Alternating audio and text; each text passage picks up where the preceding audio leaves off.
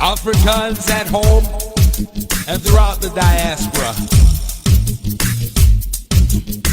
Unity is strength. We got the power. Stop the fussing and the fighting. Now's the time to do the right thing. We need more UNITY. Come. Stop the fussing and the fighting. Now's the time to do the right thing. In the spirit of Umoja, embrace with love. Let's do it right now. We've got to do it right. Stop the fussing and the fighting. Right now. Now's the time to do the right thing. Yes, this is Jamala Roberts, the host of Voices from the Battlefield, and it seems like some of the sentences and the phrases in my intro music are apropos for today's discussion. Stop that fussing and the fighting. It's going to be all right. We're going to do it right. So this is the space and time where we devote to people who are the voices on the battlefield, folks who are fighting for justice, fighting for democracy, and we do it in lots of different ways. And so there's many battlefronts. And so those people who we know are there doing that, we try to lift them up and connect the dots of how these issues are all related, and also try to connect the people who are doing that work so that they know they are not isolated, they are not alone, because we got common enemies that are creating, as we know, havoc, not only in this country, in the world. And the guest that we had on last week, remember, we talked about what's going on in Gaza. And since then, we have somewhat of a peace agreement. Many of us are not quite convinced that it is a real resolution, but the fact that it is conflict and it's been going on also gives context to our conversation today. So we have with us today Wolf Smith, who is the executive director of Conflict Resolution Center of St. Louis, and Jesse DeGraftenreed III, who is on the board president.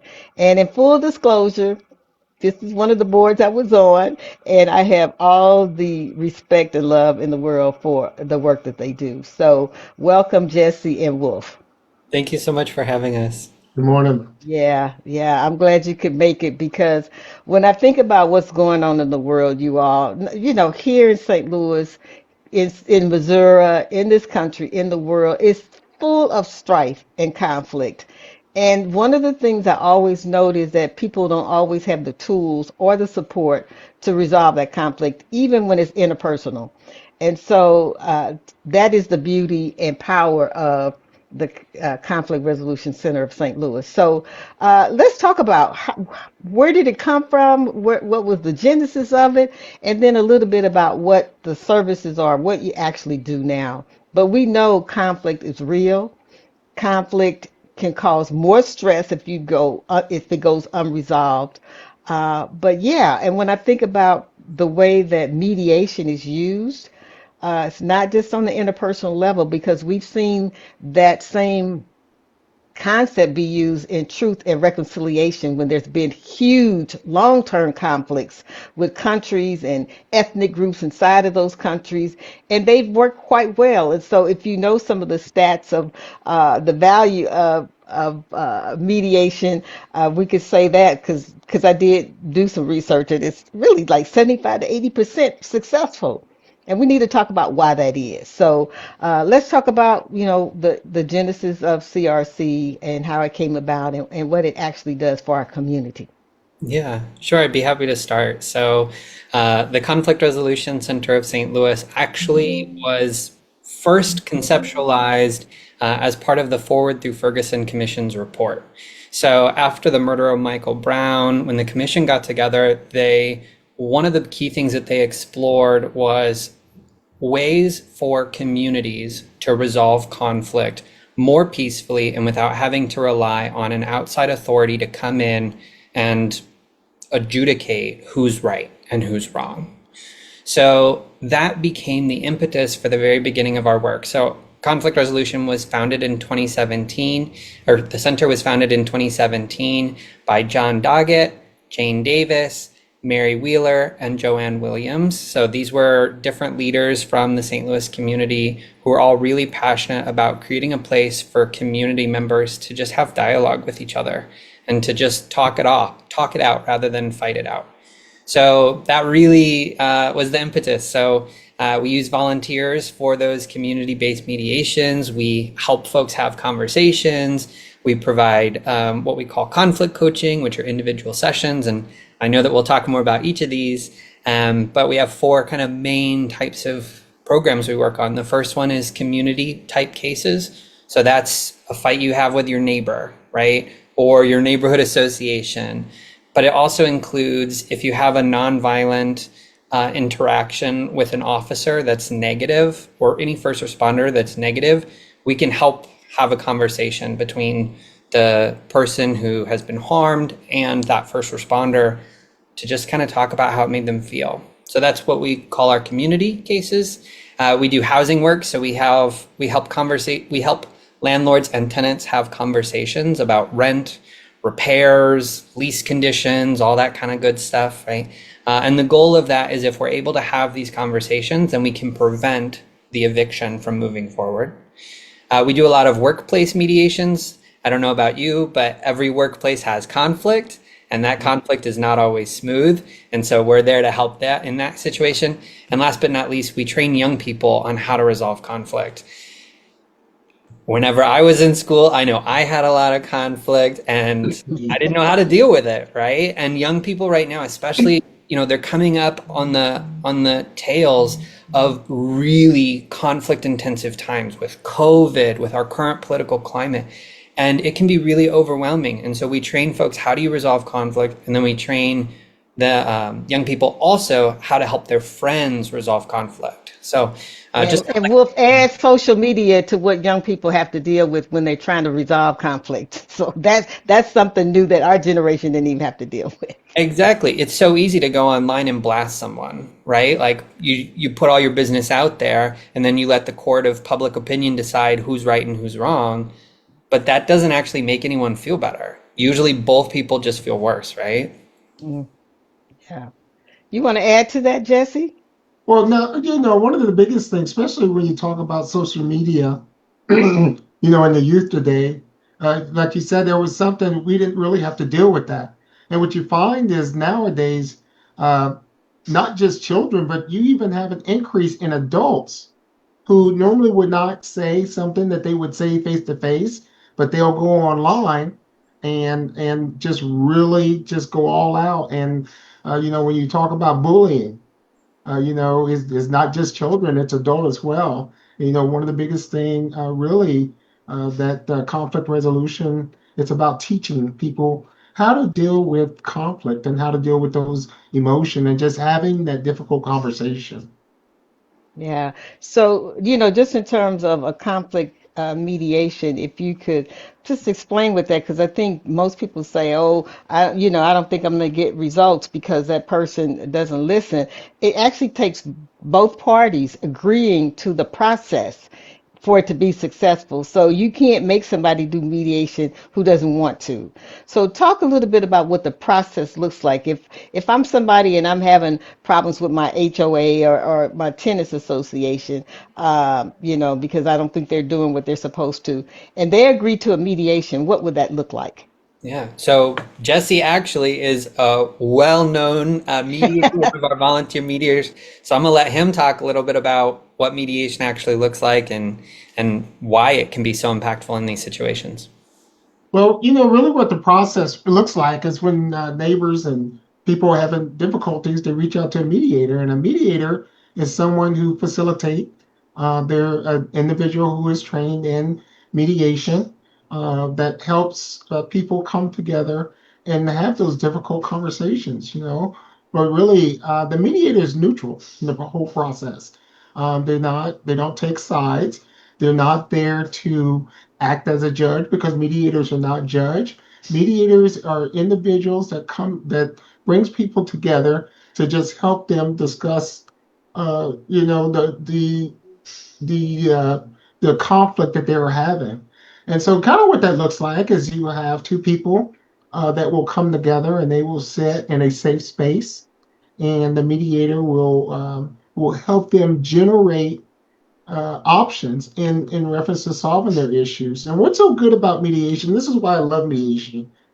It's different from court. Mediation is not like court, where court you take an issue to a judge and a judge will solve that issue for you.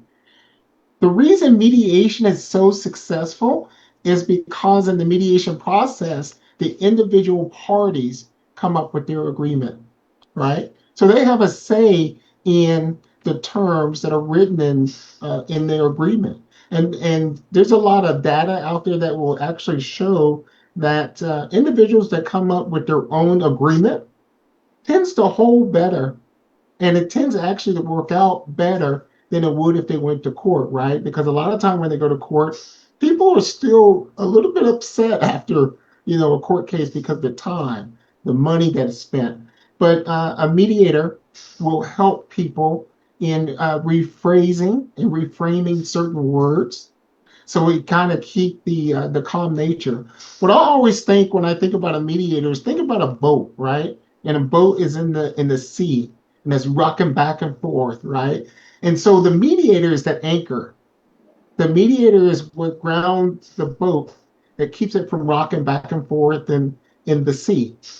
And so as long as the mediator is grounded, then the conversation in that boat is grounded. And so that mediator's job is to help both individuals see each other. It allows them to hear each other, see each other, and get them to talk in a way that they don't have to agree, but they it's best for them to understand and at least put their self in the other person's shoe. And that's really what the process is all about. It's about bringing people together, having them seen and having them heard. And that's kind of the whole basis of the process. But the parties are the ones that come up actually with their own uh, solution. Yeah, and I think the part that always rings true with me is the heard part. Because when people can't communicate, you can't even get to resolution. You don't even think the person's hearing what you're saying and how you feeling. So all it is becomes a shouting match or no communication at all.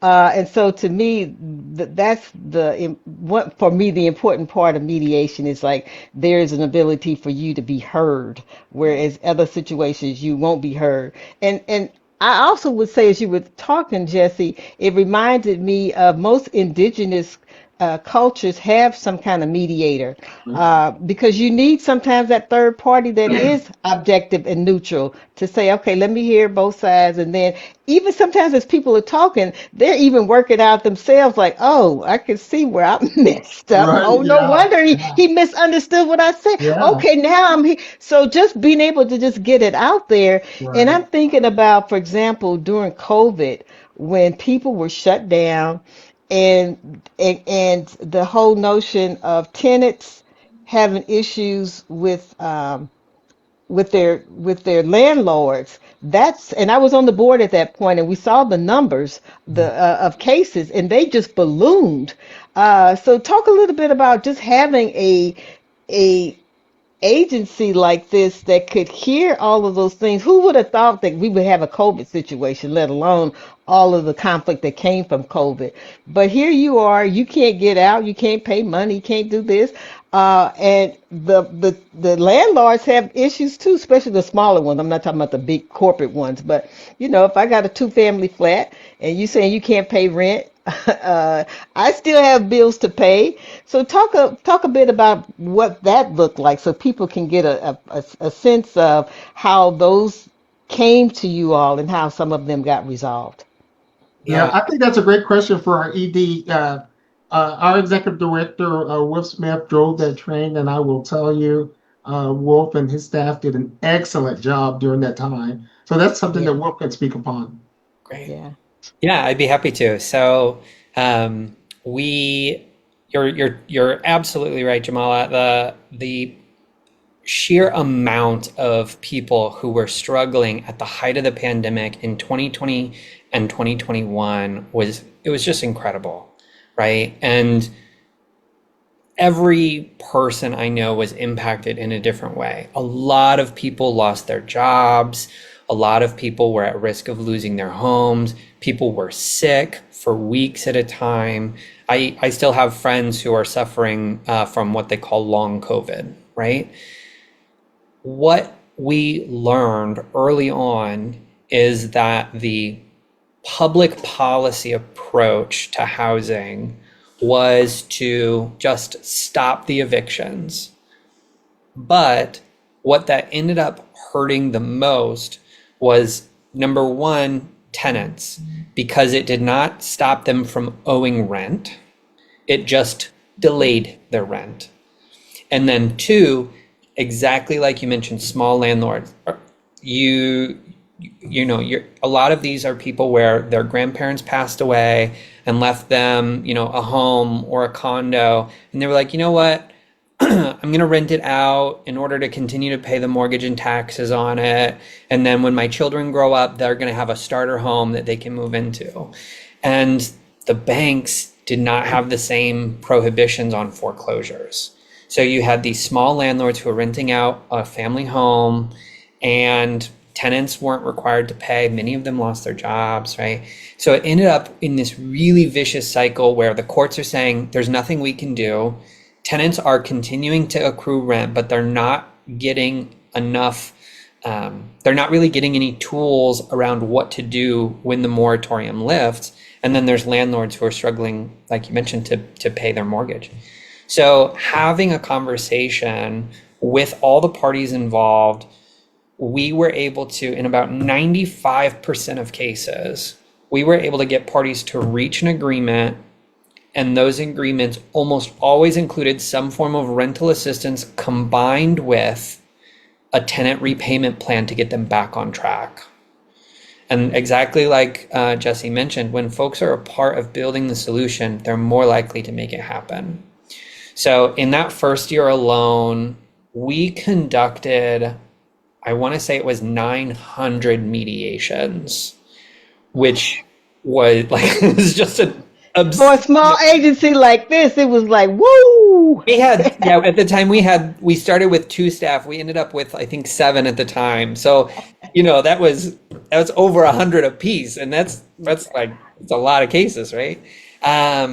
So yeah, and we were able to get folks we were able to get folks in, scheduled, and agreements completed, and rental assistance applied for all within about a month, which was about 3 times as fast as most other people were processing applications.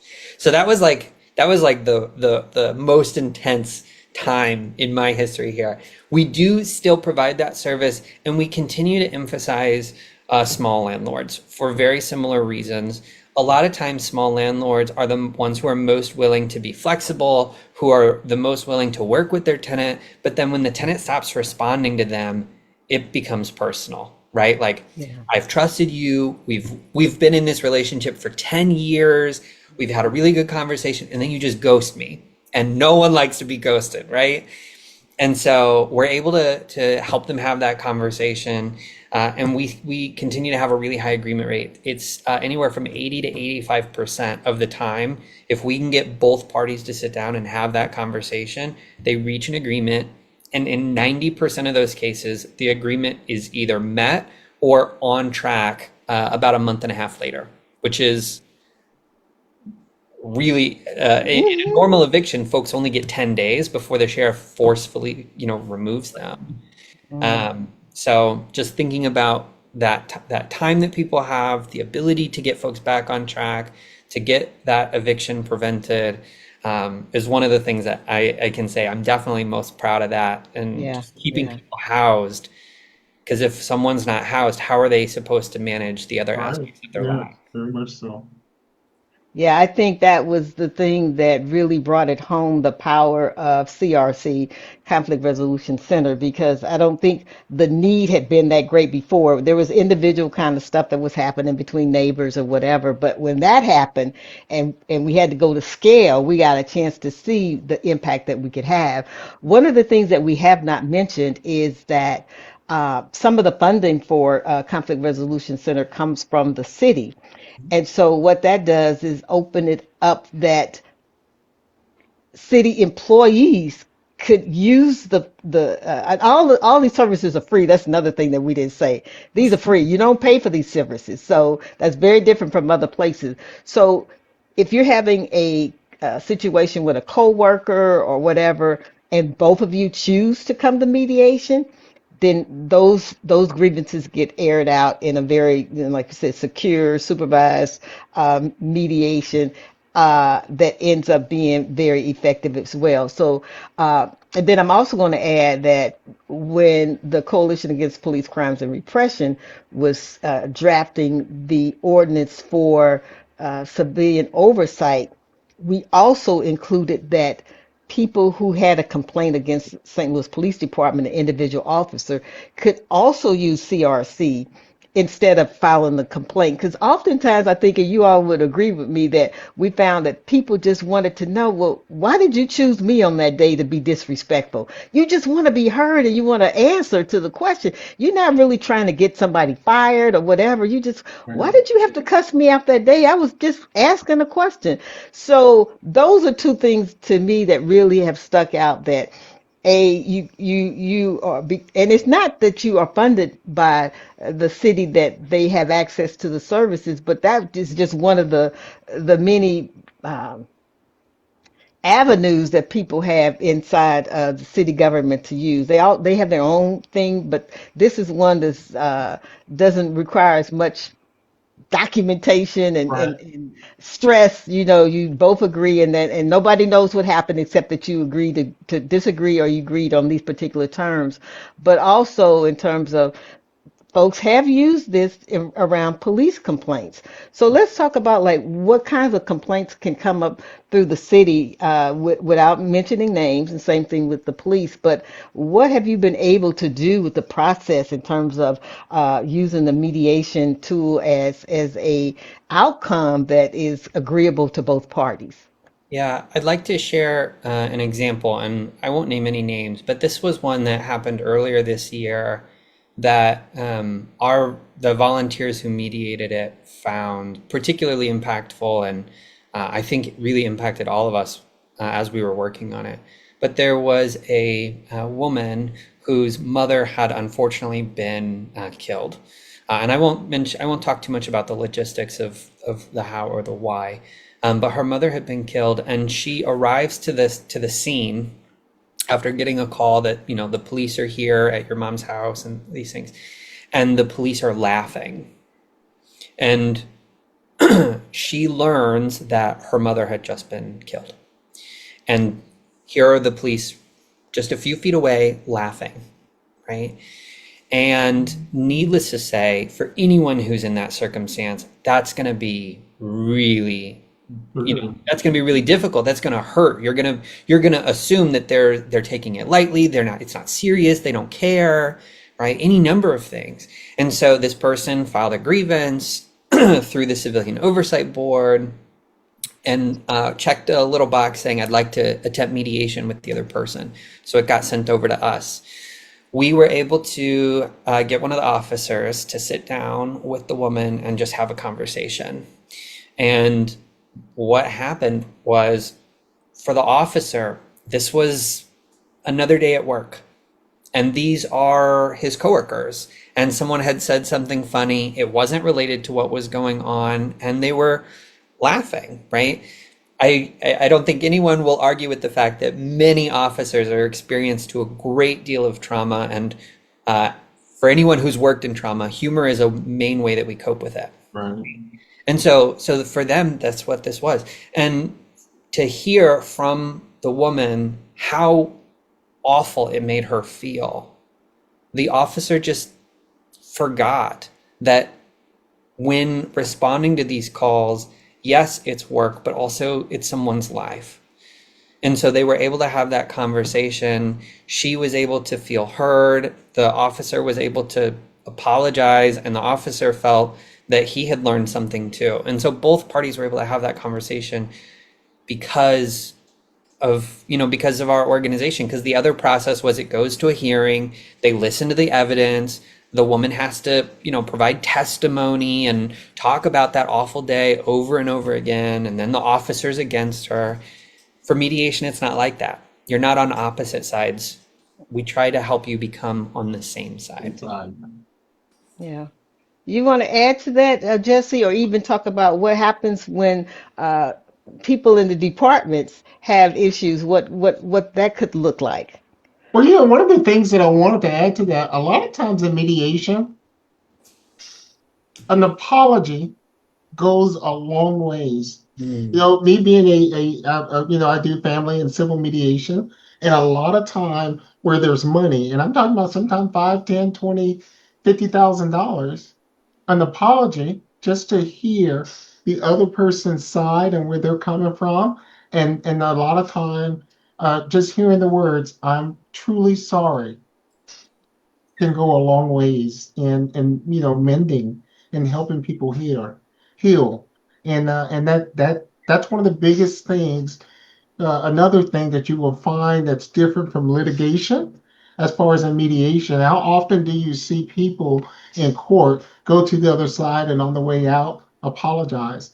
I can count countless of times where at the end of a mediation, they may not agree, and they may not always come to a full solution. They may come to a partial solution, but knowing that a week or two later, when you do a follow up, you hear that they have worked out the rest of the differences and they've apologized. Some cases, they've even, became acquaintance of each other, but in a work as far as one department to another, workplace mediation. Um, a lot of times when you work with people, you know, you will have different conflicts. Like for instance, somebody will continue to take food out of the refrigerator or something along those lines. I mean, even those simple things can run into a conflict. So you have all this tension in the workplace that's building up, right? And so one day it explodes. And so even as a mediator, you go in and people just working out their differences.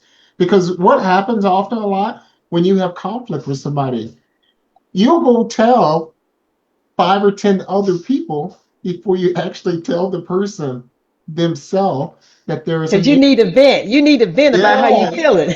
right. And a lot of time when you event, and it's not that you're trying to gossip, you got to get it out, right? But you don't feel comfortable going to the actual person that you have the conflict with. And a lot of times, as a mediator, it's 1 or 2 people, but it has spread, Mm. throughout the office. And so what happens, and this is what's so good, and this is why I love CRC, and one of the things that our executive director have done, um, the program they put together is conflict coaching, right? It's teaching people about what do you do with those emotions, how to rephrase or how to reframe things. This is outside of that mediation scope, but having those skills and using those skills and teaching people how to use those skills. Oh my God, you're talking about mending a lot of relationships or a lot of friendships and a lot of things. And so what that does is in the workplace when you have all that tension, teaching people how to have and approach each other with respect, right? Being respectful, listening without judgment. Okay. So conflict coaching is about listening for understanding. A lot of time we just listen to respond, right? But in conflict coaching, they teach you to listen without judgment, and so you're learning during the process. So in a workplace situation, having those type of skills can go a long ways. And not only does it just solve that issue, it's almost like a domino effect, right? And so it kind of spreads like a wildfire. And then what you have is you have a workplace where people are working harmoniously. They know how to talk and communicate with one another. And a lot of times, it brings the mediation report down, but you have a lot of happy people going to work. And so that's what's so good about mediation. I'm It glad. seems to me that before you say that, Wolf, because you can respond to this too, what is happening in the process is people's self-awareness is tapped into, because as you said with the police situation, we don't know the impact that we're having on other people, whether it be a nonverbal or a verbal response. The other thing it seems to do is to tap into our empathy, because now that we're self-aware, now we can feel empathy for that other person. So those are two things that I don't see being cultivated in this society. First of all, individualism is cultivated. Do your thing, do whatever, regardless of how it affects other people. And then the other thing is, like, you don't have to feel for other people. If they're not feeling for you, then forget them. That is a recipe for more conflict and more stress and more anxiety and more of all the negative emotions that are going to come to the fore. So I think the examples that you all have given really do underscore that we all have to tap into our empathy, particularly in the volatile times that we were in, where people's really their first response is violence. Whether it be road rage or, I'm a, punch this tenant out. I mean, and what happens, what I've seen happen, and you all can definitely respond to this, is that people who are supposed to be giving leadership to how conflict resolves do a hands-off thing.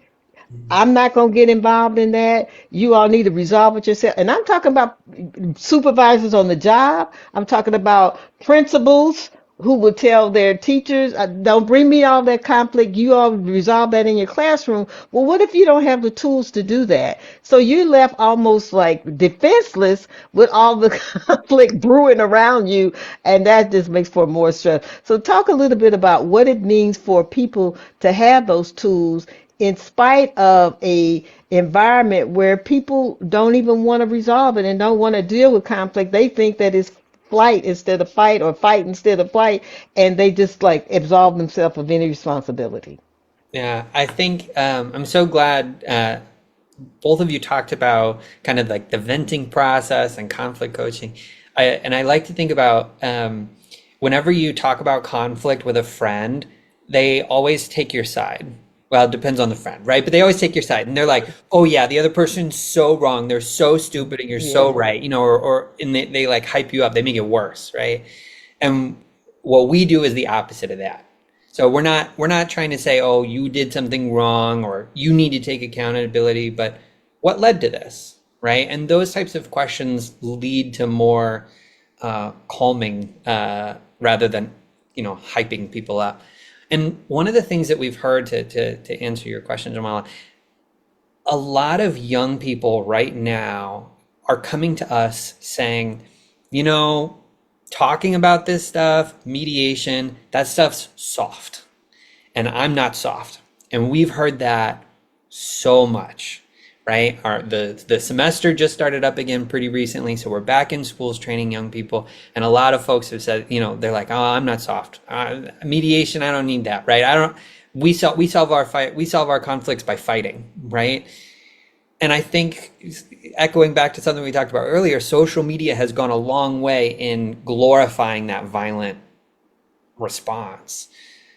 But if you think about when you are the most happy with other people, is it when you're fighting other people, or is it when you're having a good time with them? Like when you're hanging out, when you're calm, when you're comfortable, or like is fighting all you know? And folks may have different responses to that, right? But I think if we want to think about the violence we see in our society and solutions to it, collective community care is the opposite of violence.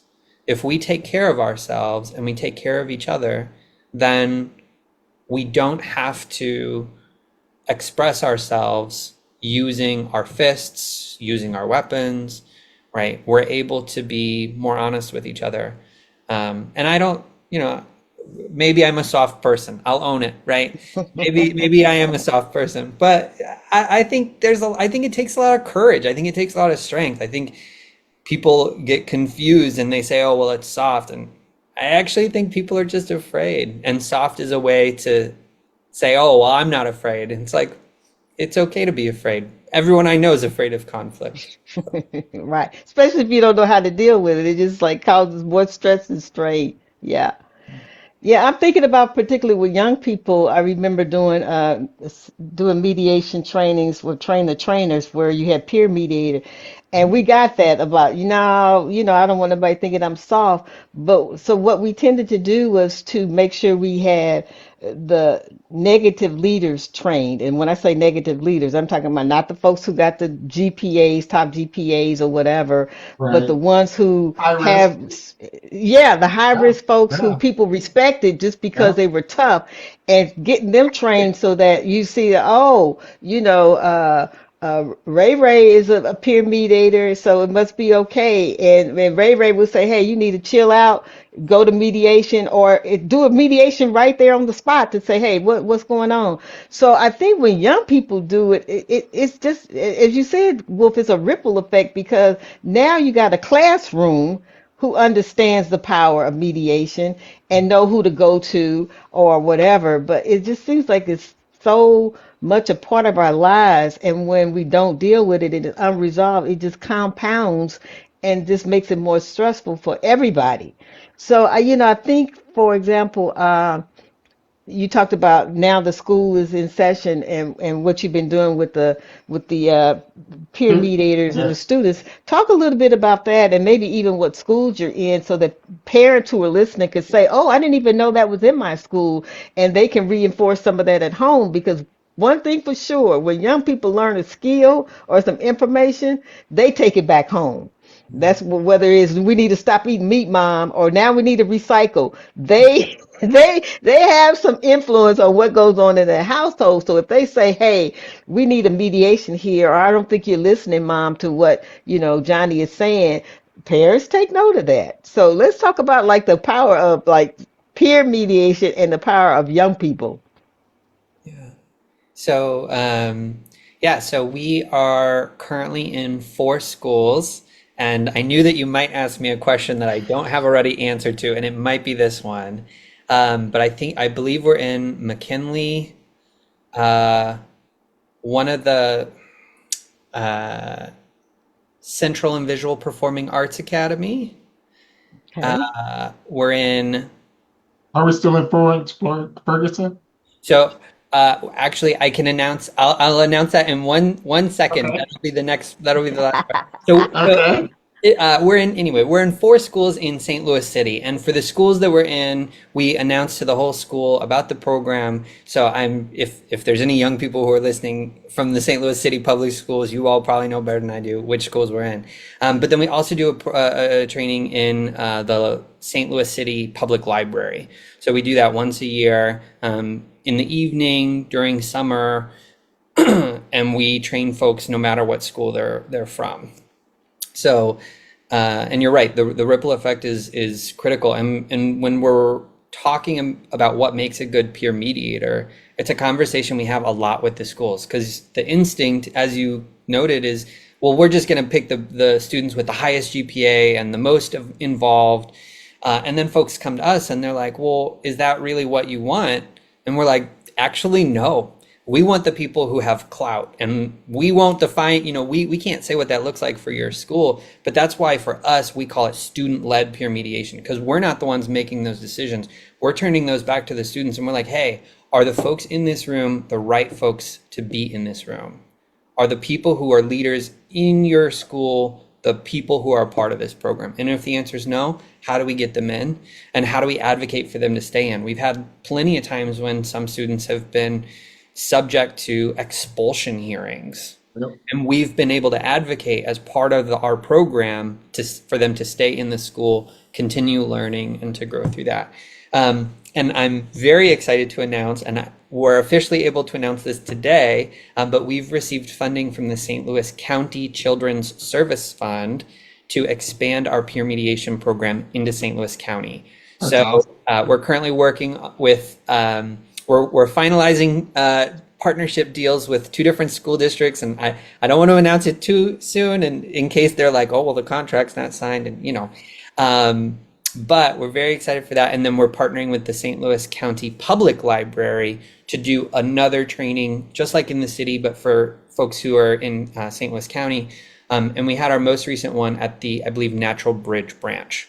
So we're in particular looking for communities that are experiencing lots of conflict, but maybe don't have programming within their schools on how to resolve it already. So yeah, so that's a little bit about the program. And I can say that if you've ever talked to someone who was a peer mediator in high school, they will tell you. One of our staff was a peer mediator. We've had someone on one of our advisory committees who was a peer mediator, and the impact it has had on their life is just it's just incredible to see.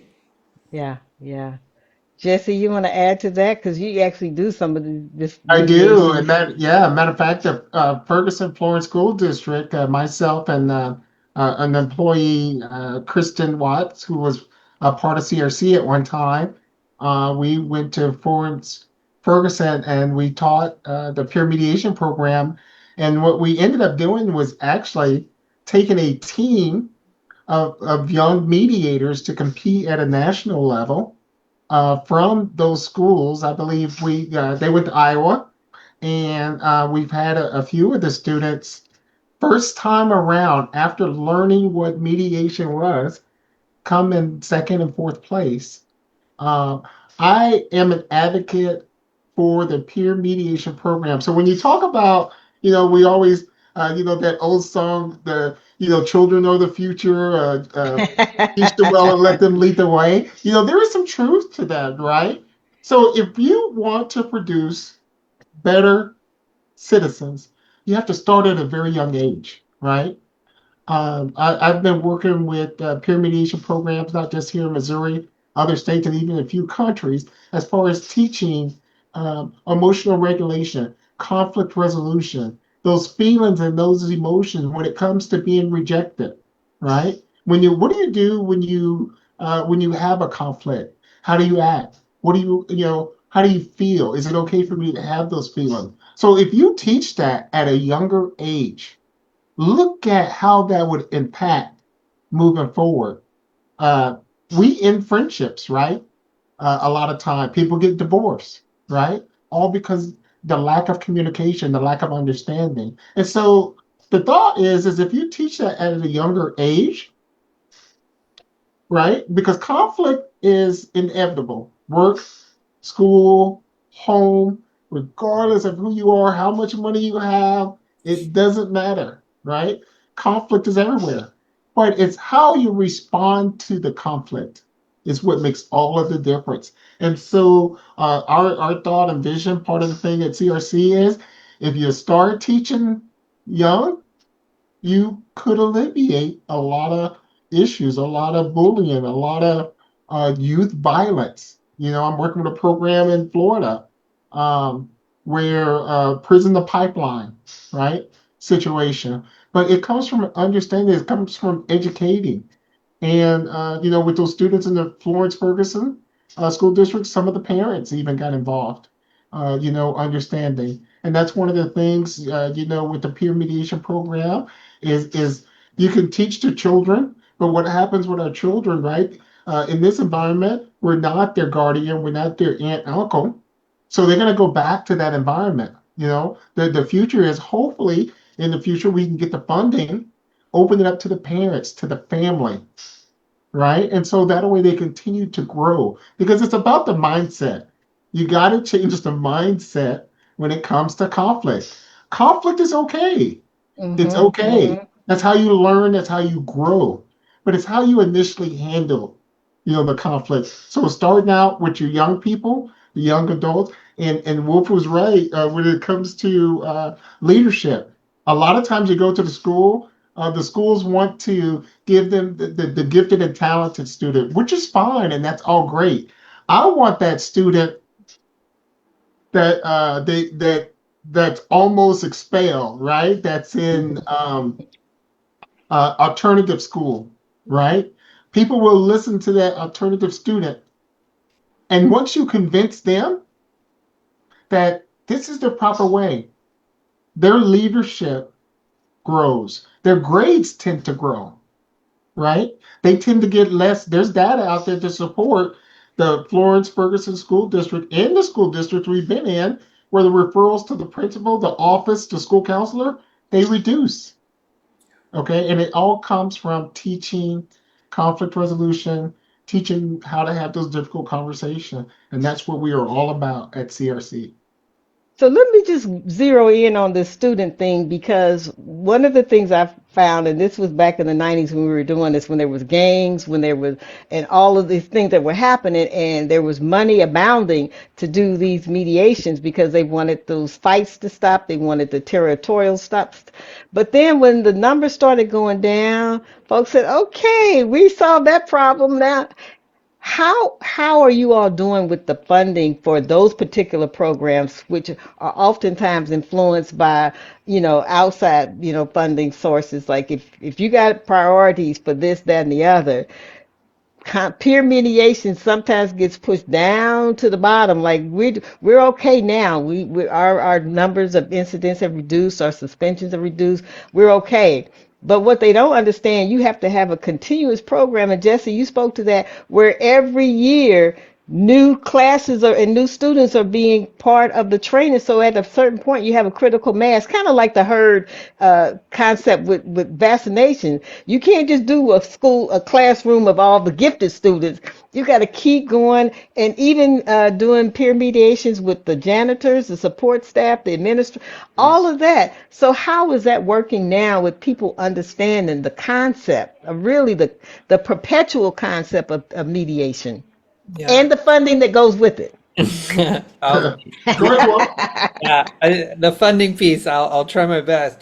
One thing that I learned from someone who'd worked in education for 30 years is this concept of in education, there's always a golden apple. And folks are always chasing this ideal intervention, in that there's this idea that once we do it, it's done. And, I think for most folks, we know that if we go to the doctor one time, we're not healthy for the rest of our lives, right? Like we have to go back, we have to do those checkups. It's just part of life, right? I think as trends come and go, you're right, funding tends to follow it. One of the things that we've found is by being an agency that is not a school, but working with the schools, we are able to continually advocate for the program in a way that schools have so many different pressures on them. And right now, I can't imagine being, in a school setting or school administration. The battleground that people have made of it is incredible. The advantage we have, though, as an outside agency, we're the ones who can be like, no, this is important. We can be the ones that are getting the funds to do the trainings. And for the schools, we actually provide them with a budget in order to cover the costs for students to create materials. So the students buy hoodies, for example, with the logo, and they get to wear the hoodies at schools, and the schools will create like a uniform exception for them. They'll be like, you know what, we want fidgets, and that's really what we want to emphasize, and we'll get some branded fidgets. Great. So the students help lead that conversation about like, how do we want to spread the message? How do we want this to feel ongoing without the school having to spend really that much time or energy, other than allowing us that space, helping us connect with those students, and empowering those students to use the skills that they've learned. Good, good. Because I think funding is always a necessary evil, and if you don't have the money to provide the support staff, you're not going to have a program. Let's talk about how people can get involved. Okay, you can be a person who access the services because you're a plaintiff or you got a complaint.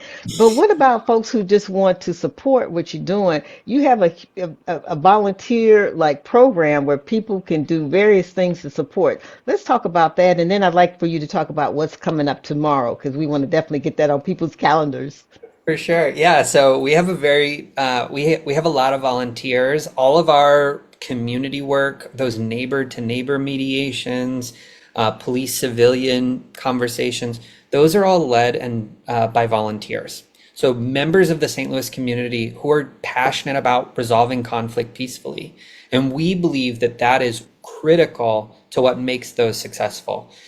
Of course, all of the staff are really passionate, but there's something different knowing that someone is so passionate that they're giving their time, they're giving their energy, and they're doing so without compensation because they care about you, because they care about this conflict, because they want to help. right? So our mediators are so important to every service that we provide. Um, in order to sign up to become or join our volunteer list, it's on our website. So our website is crcstl.org. And then folks can just click around in there. We train our volunteers on how to do mediations, as well as on how to become a what's called a conflict coach. So that's that one-on-one conversation we talked about.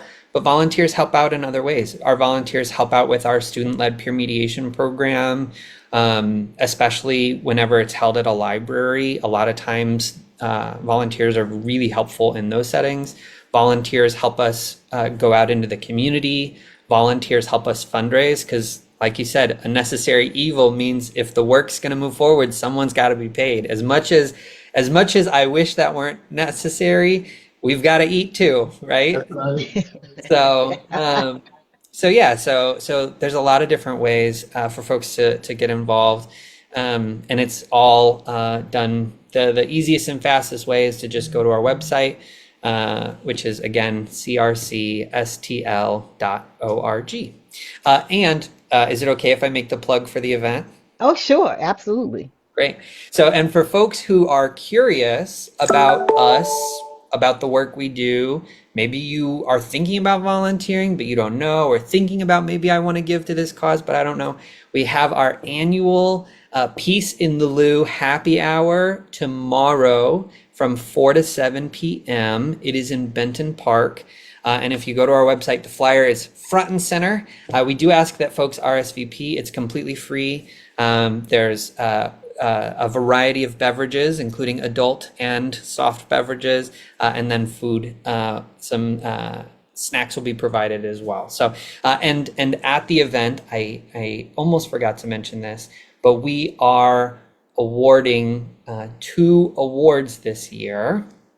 So the first one is the John Doggett Mediator of the Year Award, which goes to a volunteer mediator within the St. Louis community who goes above and beyond in supporting St. Louisans with conflict. And our winner this year is Lee Walter. She's been a volunteer with us for 3 or 4 years now. Yes. And incredibly involved, runs our reflective practice circles, and has mediated with us as a volunteer, I want to say somewhere around 30 cases. So a lot of work with us, a lot of work with St. Louis community.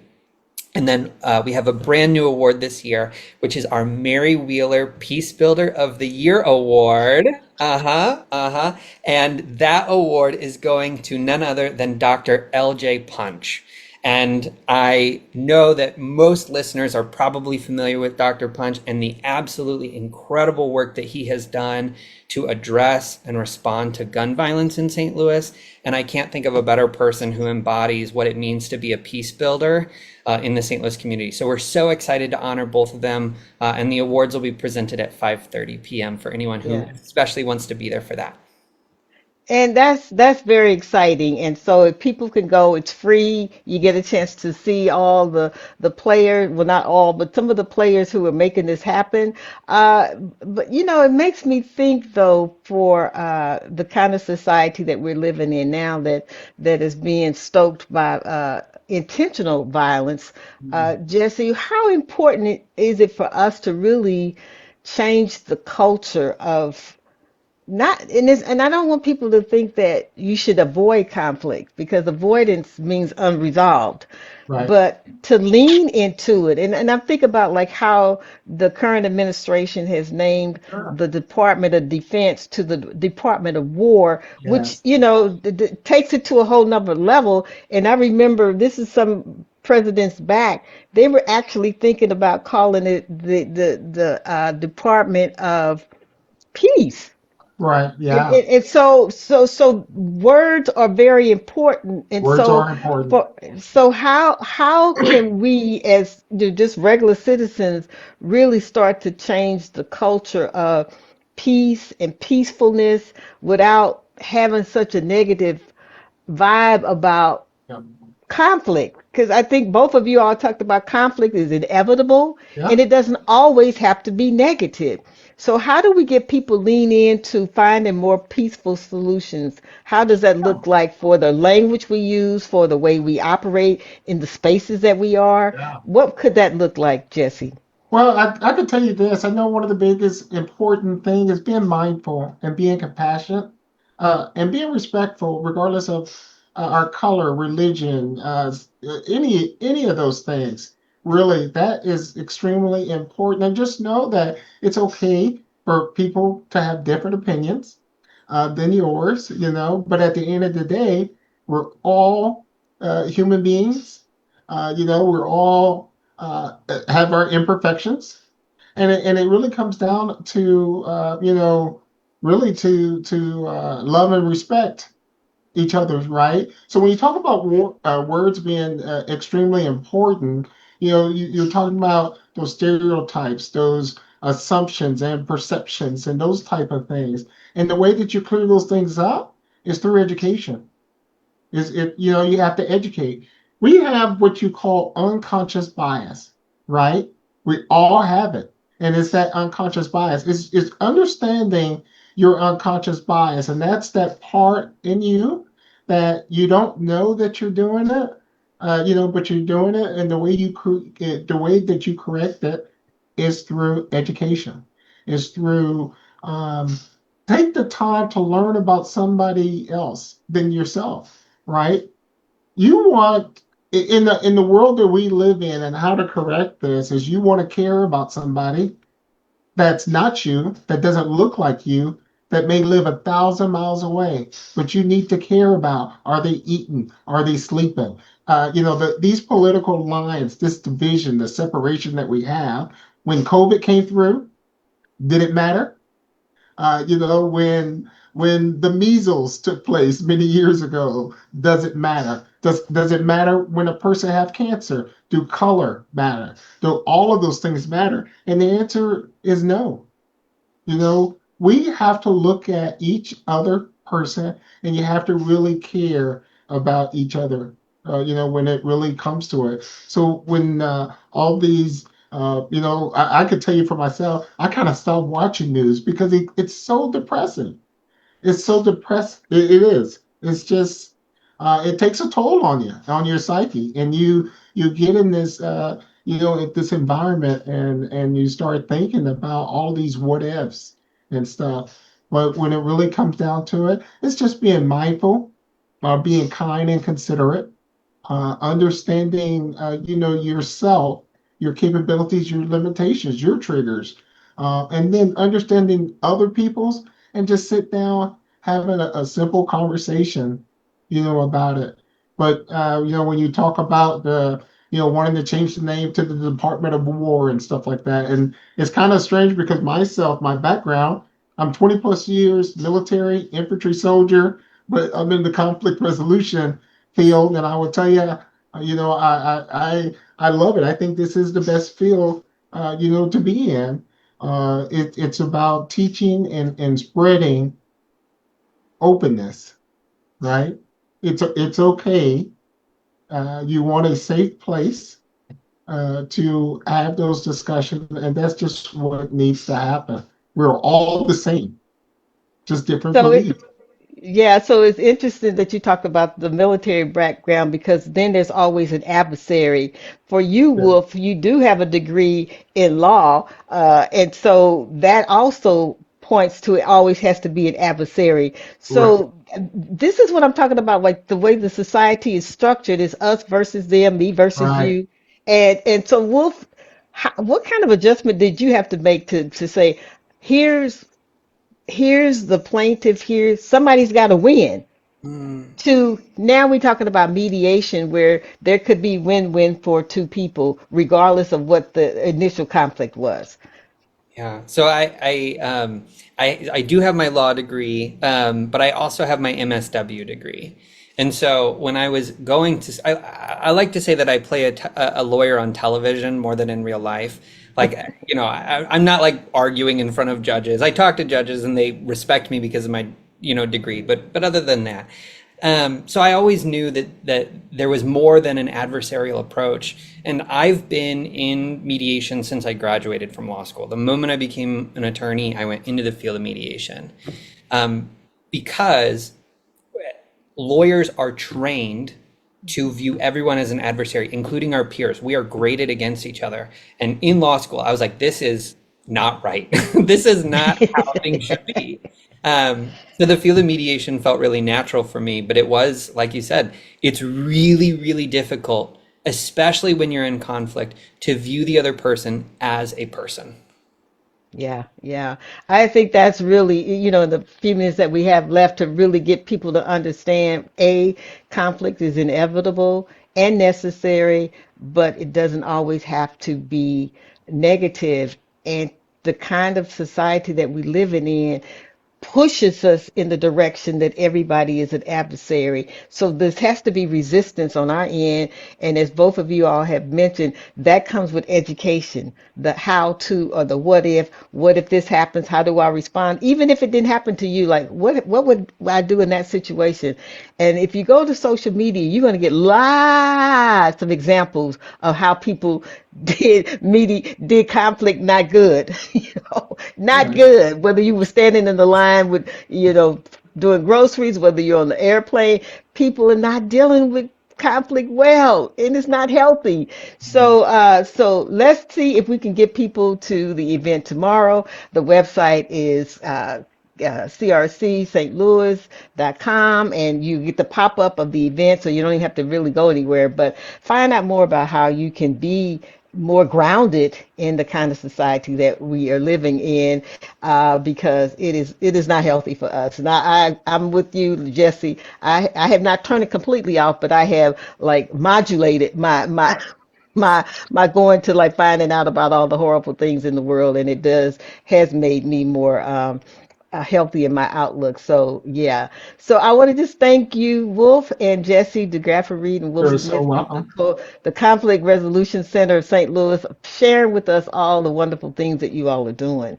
Thank you, Jamala. Thank Yeah. you. Thank you so much. And I would say, if coming up is No Kings, October 18th, find one in the place near you, because you don't need what we got going on now in the administration.